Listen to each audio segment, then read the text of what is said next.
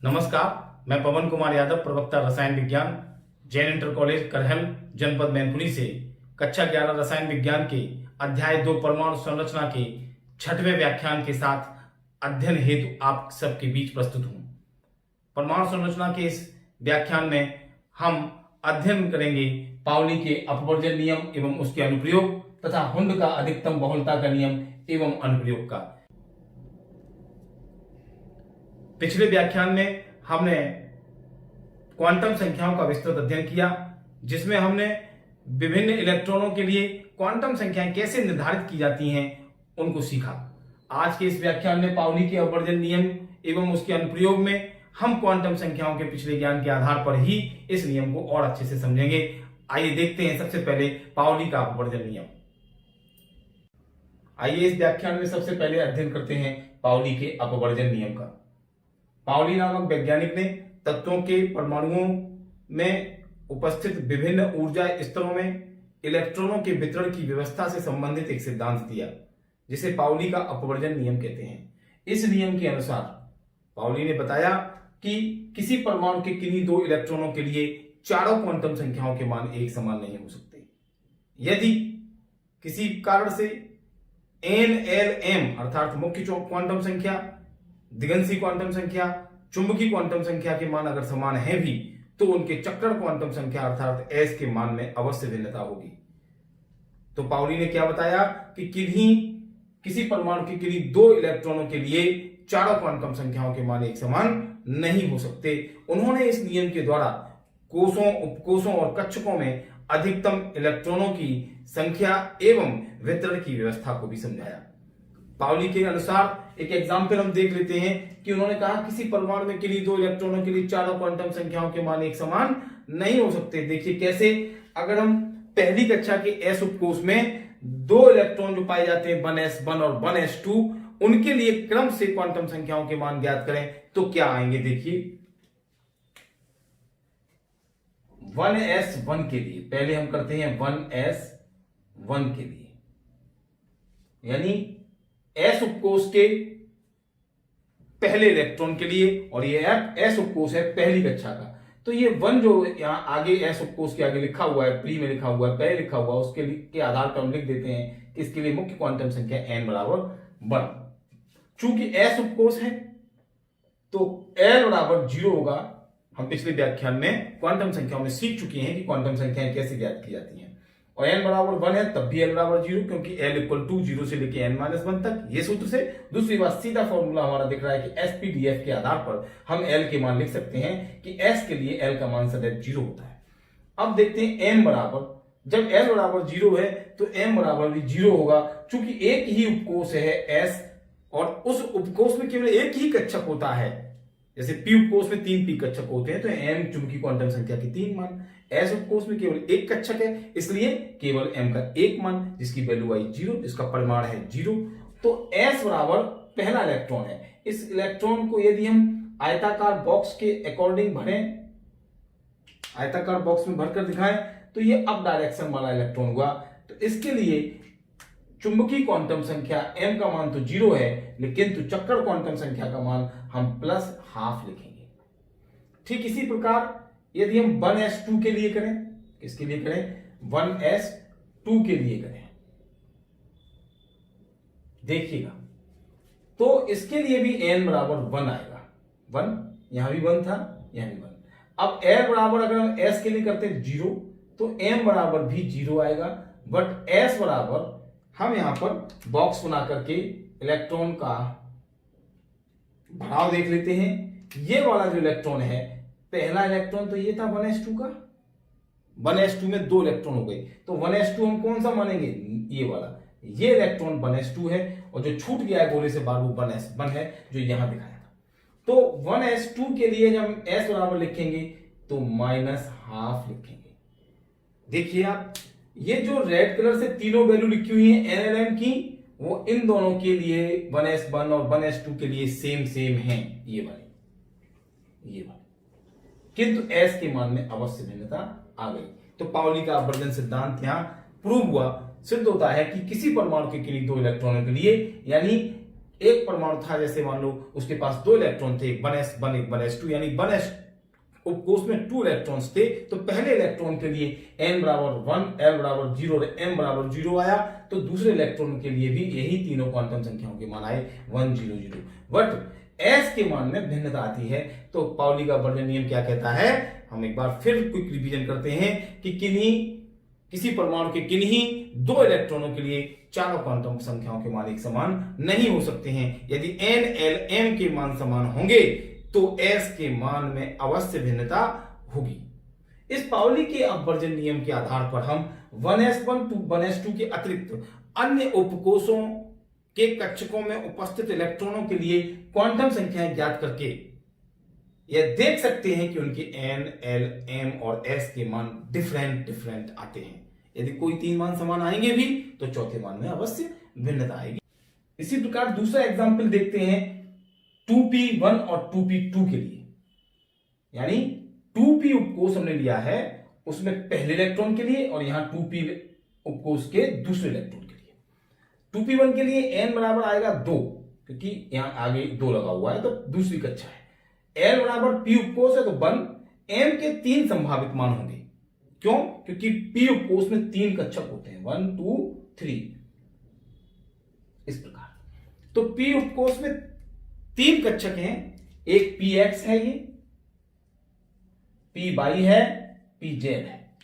अब हमको यह देखना है कि p1 2p का पहला इलेक्ट्रॉन कौन से कक्षक में होगा, px में होगा कि py में होगा या pz में होगा। हुंड के नियम के अनुसार, जिसका हम आगे अध्ययन करेंगे, लेकिन चर्चा हम कई बार कर चुके हैं कि सबसे पहले कक्षकों में इलेक्ट्रॉन बिना जोड़े बनाए भरे जाते हैं, युग्मित होकर के नहीं, अयुग्मित होकर भरे जाते हैं। तो पहला इलेक्ट्रॉन यहां पर होगा। इसका मतलब m की वैल्यू 2p1 के लिए कितनी होगी, -1।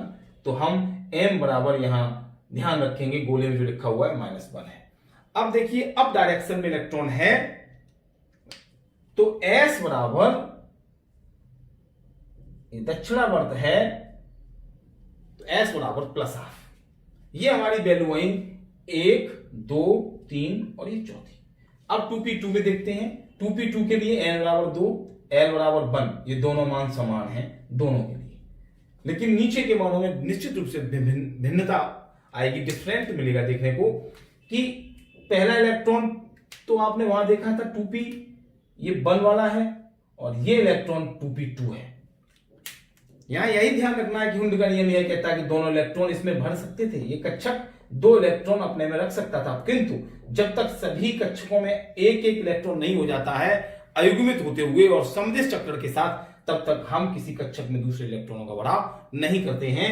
अतः यहां हम देख रहे हैं कि हमारे लिए जो m की वैल्यू आएगी वो आएगी बीच वाले के लिए, यानी ये p/, में है। किसमें है? p/, में है। अतः हमारी m की वैल्यू आएगी 0। कितनी आएगी? m की वैल्यू बराबर 0 आएगी, और s बराबर यहां भी +12 आएगा। इस प्रकार हमने देखा कि हमारे 3 मान फिर सेम हैं।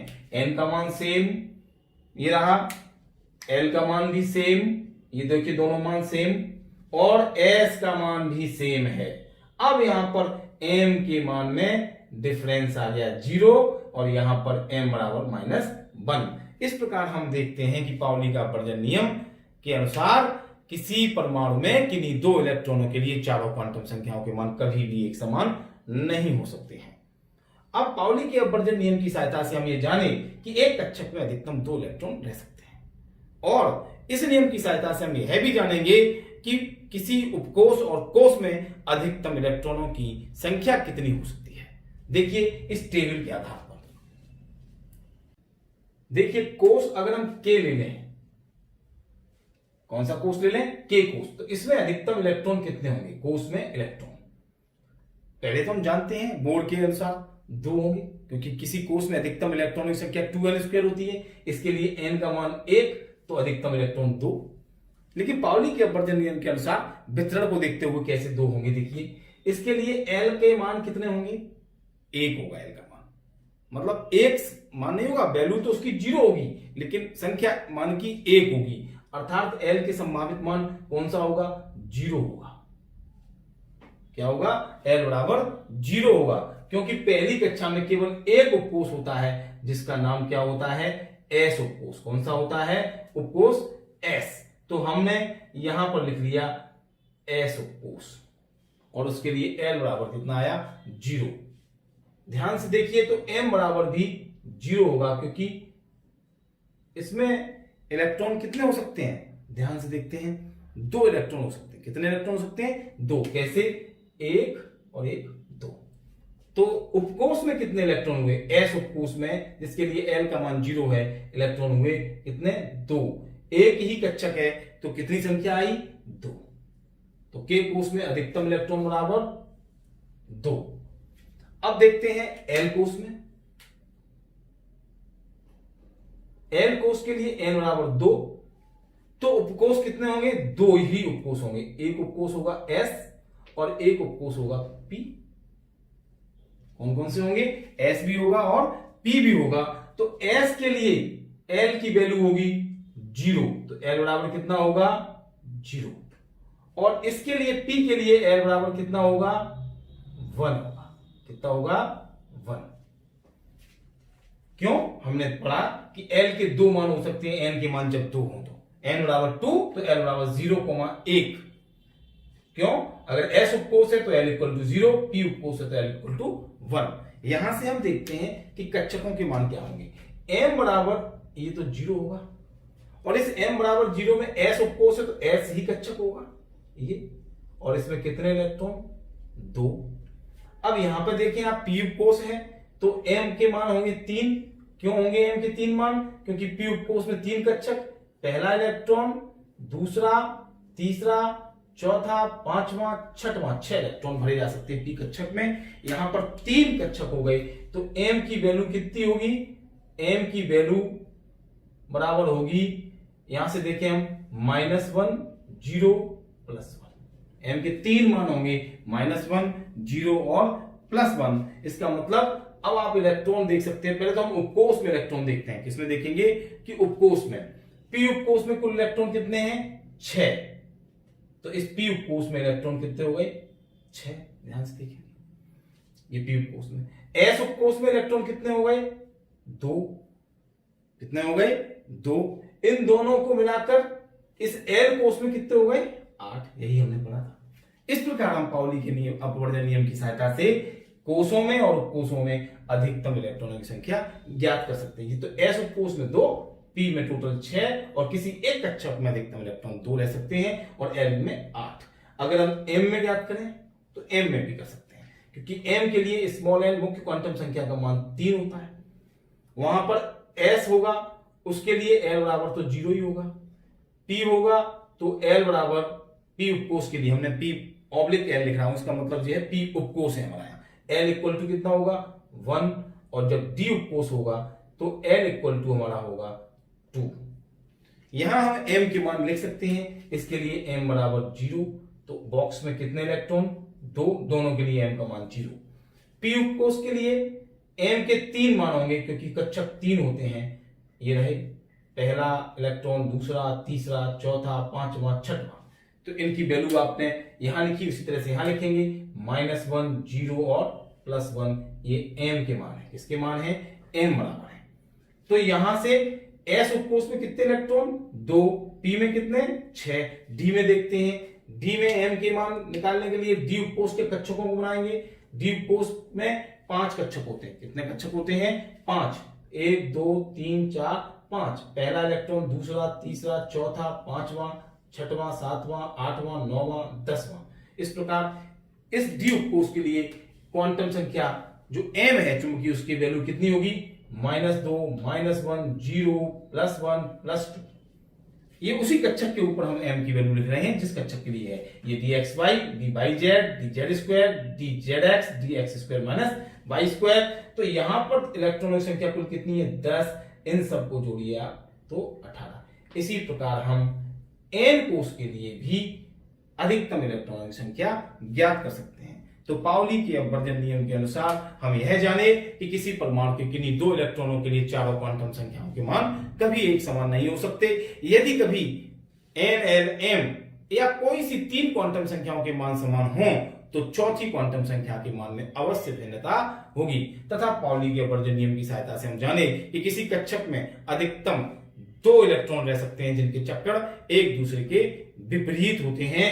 और तीसरी बात हम जाने कि कोषों और उपकोषों में हम पाउली के अपवर्जन नियम की सहायता से अधिकतम इलेक्ट्रॉनों की संख्या ज्ञात कर सकते हैं। तो एक बात यह, अब हम अध्ययन करेंगे हुंड के अधिकतम बहुलता के नियम का।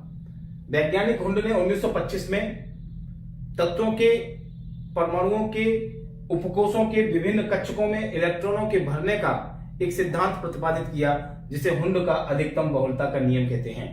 इस नियम के अनुसार जहां तक संभव होता है किसी उपकोष के सभी कक्षकों में अयुग्मित इलेक्ट्रॉनों की संख्या अधिकतम होती है और उनके चक्र समदिश होते हैं। अर्थात हुंड के अनुसार, हुंड ने बताया कि जब किसी उपकोष के सभी कक्षकों में इलेक्ट्रॉनों का भराव होता है तो समान ऊर्जा वाले कक्षकों में पहले एक एक करके इलेक्ट्रॉन सभी कक्षकों में भरे जाते हैं और तब तक इलेक्ट्रॉन इसी प्रकार भरे जाते हैं जब तक समान ऊर्जा के रिक्त कक्षक उपलब्ध होते हैं। जब सभी कक्षकों में अयुग्मित स्थिति में एक एक इलेक्ट्रॉन पूरा हो जाता है तब युग्मित करते हुए इलेक्ट्रॉनों का भराव किया जाता है। देखिए कैसे, मान लो S उपकोष अगर हम लेते हैं और S उपकोष के प्रथम इलेक्ट्रॉन के लिए, अर्थात केवल जब S उपकोष में एक इलेक्ट्रॉन हो, जिसे हम कहेंगे S1, ये 1s1 हो सकता है, 2s1 हो सकता है, 3s1 हो सकता है, तो उसमें इलेक्ट्रॉनों का वितरण इस प्रकार होगा। अगर हम आयताकार बॉक्स में इलेक्ट्रॉन को भरें, अर्थात आयताकार बॉक्स को कक्षक मानते हुए इलेक्ट्रॉन को भरें, तो S उपकोष में केवल एक कक्षक होता है और उसमें एक इलेक्ट्रॉन इस प्रकार भरा जाएगा। जब 2 इलेक्ट्रॉन S उपकोष में हो तो इलेक्ट्रॉनों का भराव, पहला इलेक्ट्रॉन और अब जोड़े बन जाएंगे, जोड़ा बन गया। इसी प्रकार P उपकोष में देखेंगे तो अच्छे से समझ में आएगा कि जब P उपकोष है तो P उपकोष में पहले इलेक्ट्रॉन में हम पहले कक्षक में भरेंगे, क्योंकि P उपकोष में 3 कक्षक होते हैं क्रम से Px, जैसा कि पिछले टॉपिक्स में भी चर्चा कर चुके हैं कि Px, Py, Pz होते हैं। तो Px, Py, Pz P उपकोष में 3 कक्षक होते हैं। उनमें से जब अगर एक ही इलेक्ट्रॉन P उपकोष में है तो सबसे पहले Px में एक इलेक्ट्रॉन भरा जाएगा। जब 2 इलेक्ट्रॉन होंगे तो यहीं पर इलेक्ट्रॉन खाली है जगह, इसमें 2 इलेक्ट्रॉन रह सकते हैं, एक दूसरा इलेक्ट्रॉन यहां भरा जा सकता है, किंतु नहीं बढ़ेंगे। क्यों? क्योंकि हुंड के नियम के अनुसार पहले उपलब्ध रिक्त ऑर्बिटलों में अयुग्मित स्थिति में इलेक्ट्रॉन भरे जाते हैं।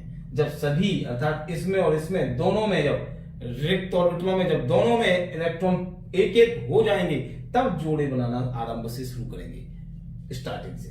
तो इसका मतलब दूसरा इलेक्ट्रॉन यहां आएगा। और जब 3 इलेक्ट्रॉन होंगे तो पहला इलेक्ट्रॉन, दूसरा इलेक्ट्रॉन और तीसरा इलेक्ट्रॉन यहां आएगा। और जब 4 इलेक्ट्रॉन हो जाएंगे तो अब युग्मन आरंभ हो जाएगा, यानी अब युग्मन आरंभ हो जाएगा। यहां से जोड़े बनना स्टार्ट हो जाएंगे। कैसे? पहला इलेक्ट्रॉन, दूसरा, तीसरा भरेंगे उसी क्रम से, और चौथा इलेक्ट्रॉन ये आया, यहां हमारे जोड़े बन गए और ये हमारा कक्षक पूरा हो गया। अब 5 इलेक्ट्रॉन के होने पर पहला, दूसरा, तीसरा, उसी प्रकार चौथा और ये 5वां। और जब 6 इलेक्ट्रॉन होंगे तब हम इसी प्रकार पहला, दूसरा, तीसरा, चौथा, 5वां, 6वां, इस प्रकार जैसे हमने एक एक करके इलेक्ट्रॉनों को कक्षकों में भरा है, इसी प्रकार से इलेक्ट्रॉन कक्षकों में भरे जाते हैं। यह बात हुंड ने बताई। हुंड ने जो बातें बताई, हुंड के नियम के अनुसार 2 बातें और निकल कर आती हैं कि इलेक्ट्रॉन पहले प्रयास करते हैं कि हम अयुग्मित होकर के सभी कक्षकों में एक एक इलेक्ट्रॉन हो जाए। जब आवश्यक हो जाता है कि युग्मन होना है तभी इलेक्ट्रॉन युग्मित होते हैं। क्यों? क्योंकि पृथक कक्षक में जाने पर इलेक्ट्रॉन पर अंतर इलेक्ट्रॉनीय प्रतिकर्षण बल कार्य नहीं करता। यदि इलेक्ट्रॉन यहीं पहला 1 था और इस स्थिति में 2 है तो ये इलेक्ट्रॉन यदि यहीं पर भर दिया जाता तो इन दोनों के बीच में प्रतिकर्षण बल कार्य करता।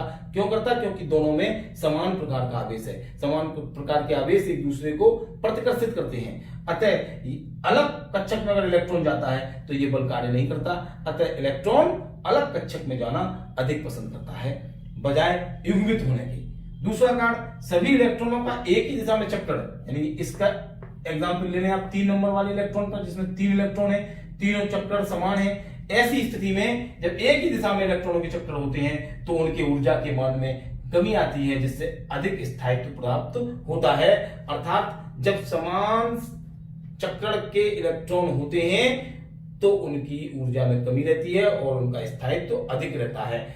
जैसे 3 इलेक्ट्रॉन यहां हैं तो ये एक अर्धपूरित प्रकार की व्यवस्था है जिनके चक्कर समान है, तो इसे स्थायी व्यवस्था मानते हैं अपेक्षाकृत इनकी।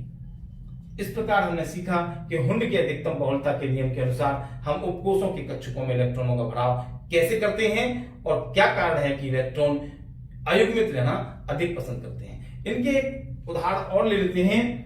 जैसे अगर हम 3D9 ये हमने एक एग्जाम्पल ले लिया, में इलेक्ट्रॉनों का भराव करें तो किस प्रकार से होगा।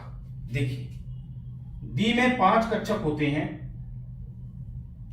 कितने कक्षक होते हैं? 5 कक्षक होते हैं। तो पहला बॉक्स, दूसरा बॉक्स, तीसरा, चौथा, पांचवा, 5 आयताकार बॉक्स बना करके और हम D9 इलेक्ट्रॉन्स को भरेंगे।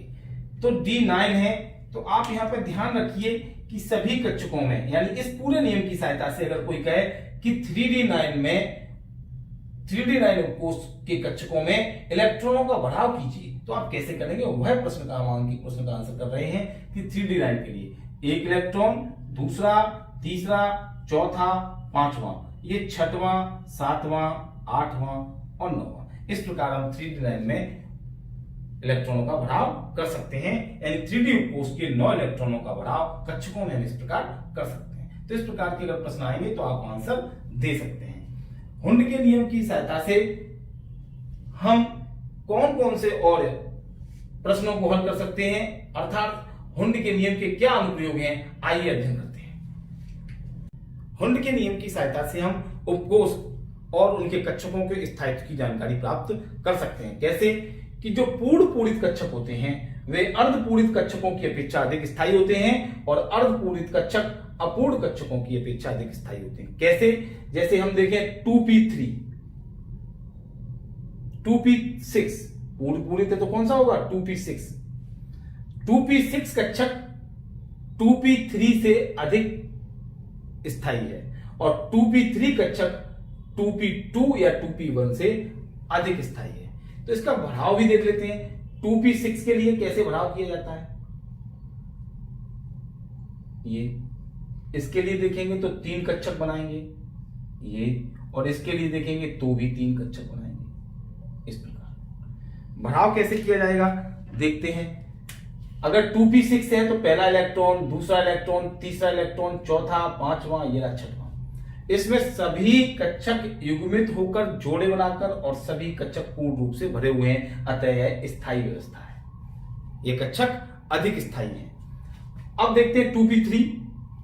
2p3 में इलेक्ट्रॉन, हमने आपको बताया कि पहले अयुग्मित होकर के सभी रिक्त ऑर्बिटलों में कक्षकों का भराव होता है, फिर जब सभी कक्षक पूर्ण में एक एक इलेक्ट्रॉन हो जाता है तो उनका युग्मन आरंभ होता है। तो अभी युग्मन की आवश्यकता नहीं है। इन तीनों में अयुग्मित इलेक्ट्रॉन है, तीन कक्षकों में 3 अयुग्मित इलेक्ट्रॉन है। ये अर्धपूरित व्यवस्था कहलाती है क्योंकि हाफ फिल्ड है ये। तो ये व्यवस्था पूर्ण पूरित कक्षक की अपेक्षा थोड़ी कम स्थायी होती है, किंतु इसकी अपेक्षा अधिक स्थायी होती है। इसको भरेंगे तो ये 1 इलेक्ट्रॉन और ये 2 इलेक्ट्रॉन। तो इस यहां पर हमने क्या जाना कि ये व्यवस्था थोड़ी सी अधिक स्थायी और ये बहुत स्थायी होती है।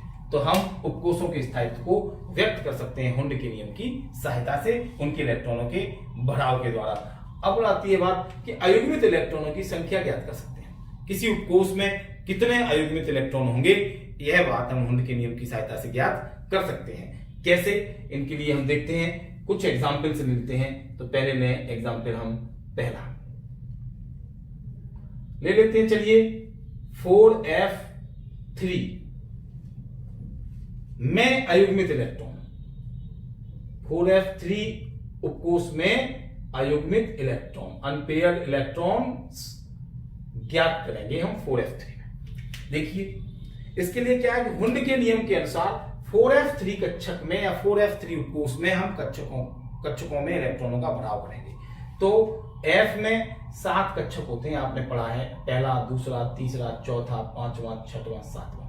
4f3 है तो पहला इलेक्ट्रॉन, दूसरा इलेक्ट्रॉन, तीसरा इलेक्ट्रॉन, ये 4 खाली रहेंगे। यहां 3 के तीनों अयुग्मित इलेक्ट्रॉन है, तो हम लिखेंगे कि अयुग्मित इलेक्ट्रॉन बराबर 3। यानी हुंड के नियम के अनुसार अगर हम इलेक्ट्रॉनों का भराव करें तो हम अयुग्मित इलेक्ट्रॉनों को गिन सकते हैं। दूसरा एक एग्जांपल और ले लेते हैं, एक परीक्षा में भी पूछे जाते हैं, प्रतियोगी परीक्षाओं में भी पूछे जाते हैं, यूपी बोर्ड की परीक्षाओं में पूछे जाते हैं, बहुविकल्पी प्रश्न के रूप में भी आते हैं। आप इनको अच्छे से आंसर दीजिएगा। अगर परीक्षा में आता है तो 3d7 में अयुग्मित इलेक्ट्रॉन मान लो पूछे गए तो कैसे ज्ञात करेंगे? इसके लिए भी 3d7 के बॉक्स बना दीजिए आप। डी है तो अब की बार एफ नहीं है, डी है तो 5 कक्षक होंगे। कितने होंगे? 5। पांचों कक्षकों में आप इलेक्ट्रॉनों का भराव करिए क्रम से। तो पहला इलेक्ट्रॉन, दूसरा, तीसरा, चौथा, पांचवा, छठवां और ये 7 हमने भर लिए 7 इलेक्ट्रॉन। अब अयुग्मित कितने हैं उनको गोले बनाकर गिन लीजिए। 1 अयुग्मित, 2 अयुग्मित, 3 अयुग्मित। तो अयुग्मित इलेक्ट्रॉन बराबर यानी अनपेयर्ड इलेक्ट्रॉन बराबर 3। कितने आए? 3। तो इस प्रकार हमने अयुग्मित इलेक्ट्रॉनों की संख्या ज्ञात की। तो परमाणु संरचना के आज के इस व्याख्यान में हमने हुंड के नियम और पाउली के अपवर्जन नियम का अध्ययन किया। आशा है आपके ये दोनों सिद्धांत, हुंड का नियम और पाउली का अपवर्जन नियम अच्छे से समझ में आए होंगे। समुचित उदाहरणों के द्वारा आपको विभिन्न उपकोषों में इलेक्ट्रॉनों के भराव को समझाया गया। उसी के आधार पर कुछ गृह कार्य आपको दिया जा रहा है, इसे आप अपनी उत्तर पुस्तिका पर करेंगे। पहला प्रश्न है, निम्नलिखित उपकोषों में अयुग्मित इलेक्ट्रॉनों की संख्याएं ज्ञात करें। ये आपको 3p4, 4d6 और 2p3 इन्हें आप कर सकते हैं। इनके एग्जाम्पल्स आपको कराए गए हैं, आप करिए। मुख्य क्वांटम संख्या n बराबर 3 के लिए पाउली के अपवर्जन नियम के चार्ट में बताया गया है। l व m के संभावित मान लिखिए। क्वांटम संख्या के आधार पर भी कर सकते हैं, पाउली के अपवर्जन नियम के आधार पर भी हम इस प्रश्न को हल कर सकते हैं। इन दोनों प्रश्नों को हल करें और दीक्षा ऐप डाउनलोड करके इस अध्याय का अध्ययन करें। साथ ही माध्यमिक शिक्षा परिषद के YouTube चैनल पर जाकर इस वीडियो को बार बार देखिए। आप निश्चित रूप से उत्तर प्रदेश बोर्ड की परीक्षा में पूछे जाने वाले प्रश्नों के हल कर सकेंगे, उत्तर दे सकेंगे। आपके उज्जवल भविष्य की कामना करता हूं। बहुत बहुत आपको शुभकामनाएं। धन्यवाद।